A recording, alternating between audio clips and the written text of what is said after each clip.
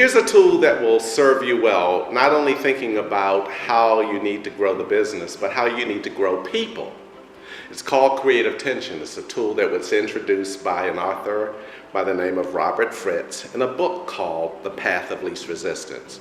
And think of it as a rubber band. So picture a rubber band stretched between two fingers. This finger here is what we call current reality, and that's our day-to-day scenario right now. Whether it be successful or unsuccessful from a business perspective, our current reality defines our starting point. Then we think about the other end of that rubber band as vision, where we want to go. Sometimes the current reality is so pressing, so daunting, so consuming that that's all we can focus on, and before you know it, we begin to relax the vision of where we want to go. There's no more pull associated with the vision, and all we find ourselves doing is dealing with the day-to-day chaos that defines a lot of busy, frenetic work that exhausts people at the end of the day, because it feels like when there's nothing compelling us towards a better future in the business, it just feels like a paycheck. It feels like a paycheck is what it is. We come to work, we work very long hours, we're very busy, but it doesn't seem to be getting any better. It's just the same day after week after month after year. People don't stay in organizations like that where there's not enough tension that pulls them towards a better future, a better way of really thinking about the business.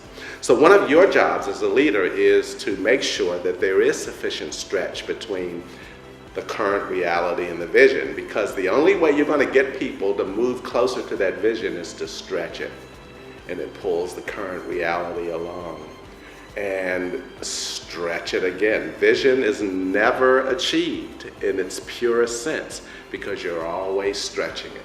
Just when you get close enough, you modify it again, because the great thing about a vision and sufficient creative tension is that it's energizing. If you don't have sufficient stretch in the company's vision, you don't have a lot of energy in that organization. There's something about being on a learning curve which is associated with stretch, because when we stretch ourselves as an organization, we're building new capability. It's no different than in people. It's no different than in members of your team.